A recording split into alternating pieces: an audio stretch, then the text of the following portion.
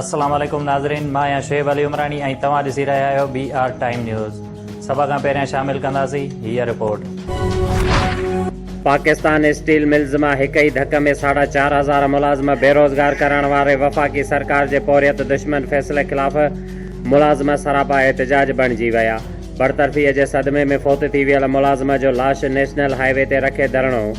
Traffic मुअतल थी वई, मुलाज़िमनि पारां बरतरफ़ीअ वारो फ़ैसिलो वापसि वठण जो मुतालबो।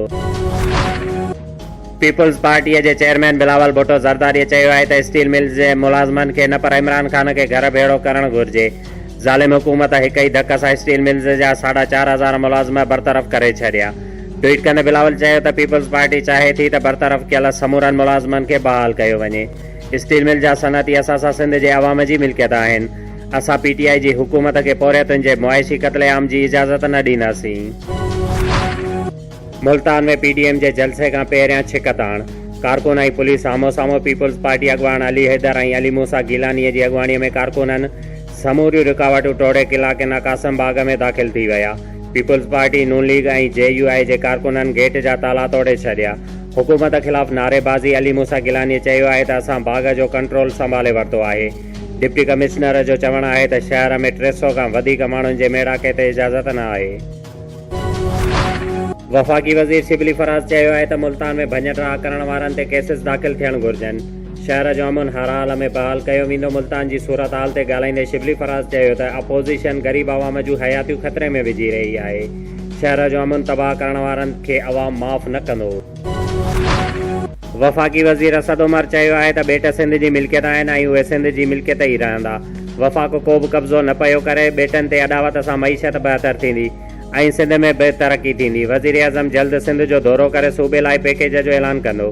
सखर में प्रेस कॉन्फ्रेंस कंदे असद उमर चयो त सिंध हुकूमत सां गॾिजी ॿेटनि ते अॾावत चाहियूं था। उन में वफ़ाक़ी हुकूमत जा के बि ज़ाती मफ़ाद न आहिनि। मुल्क जे ॿियनि सूबनि में अटो सस्तो ऐं सिंध में महांगो आहे। सिंध जा माण्हू बि जल्द तब्दीली आणींदा। सभ खां वधीक मुआइशी शऊर रखंदड़ माण्हू सिंध जा आहिनि। कोरोना वायरस ते अपोज़िशन भले सियासत करे, असां अवाम जो तहफ़ुज़ कंदासीं। लाहौर में अॻूणे वज़ीर आज़म नवाज़ शरीफ़ ऐं शहबाज़ शरीफ़ जी अमड़ जी जनाज़े नमाज़ अदा कई वई।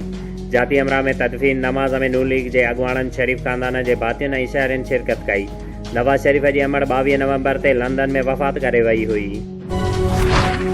मुल्क में कोरोना वायरस वधीक 45 हयातियूं गिड़काए वरितियूं। फ़ौत थी वियलनि जो अंग वधी 7,942 थी वियो।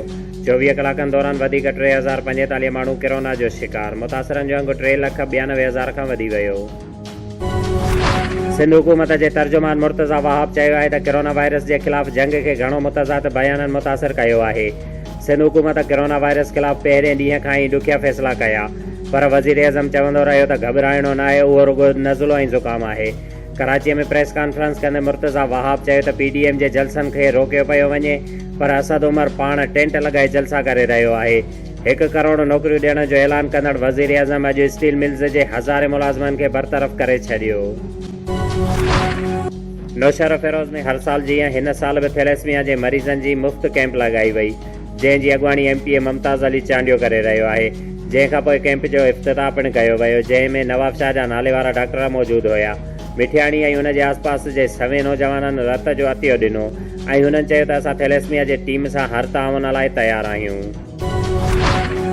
शहीद बेनज़ीराबाद पुलिस जी वॾी कार्रवाई। गुज़िरियल ॾींहुं करोड़े रुपयनि जो सोपारियूं ऐं इंडियन गुटको बरामद। SHO जाम साहब खुफ़िया इतलाउनि ते कार्रवाई करे पुलिस चौकी जमड़ाओ जे लॻ बलोचिस्तान खां ईंदड़ हीनो ट्रक पंहिंजी गिरफ़्त में वरिती, जंहिं मां करोड़े रुपयनि जी मालियत जो इंडियन गुटको ऐं सोपारियूं हथु कयूं वयूं। मसर जी बालग ख़लीफ़े अब्दुल सलाम डाहिरीअ जे घरनि ऐं ओताक ते राति जी ऊंदाईअ में नौशहर फिरोज़ पुलिस जी चढ़ाई। 40 खां वधीक माण्हू गिरफ़्तार करण ख़िलाफ़ मुस्लिम लीग फंक्शनल पारां प्रेस क्लब नौशहर फिरोज़ अॻियां एहतजाजी मुज़ाहिरो, जंहिं ते उन्हनि जो चवणु हुयो त DSP नौशहर फिरोज़ एजाज़ अली मेमण PPA में शमूलियत न करण ते असांखे धमकाए रहियो आहे ऐं हुननि chief justice Sindh high court ऐं ॿियनि वसवारनि खां घुर कई आहे त खेनि इंसाफ़ फराहम कयो वञे ऐं इंक्वायरी करे दाख़िल कूड़ा केस ख़तमु कराया वञनि। सुप्रीम कोर्ट ऑफ पाकिस्तान जे हुकुम तहत डिप्टी कमिश्नर शहीद बेनज़ीराबाद अबरार अहमद जाफ़र जी रेवेन्यू ॿेले खाते जे ऑफिसरनि ऐं पुलिस जी वॾी नफ़रीअ सां गॾु सकरंड काज़ी अहमद जे सिखपुर समेत मुख़्तलिफ़ इलाइक़नि में ॿेलनि जे ज़मीन तां कब्ज़ो हटाइण लाइ वॾे पैमाने ते ऑपरेशन जारी। शोएब अली उमराणी खे ॾींदा इजाज़त। वधीक ख़बरुनि ऐं अपडेट्स लाइ ॾिसंदा रहो BR टाइम न्यूज़।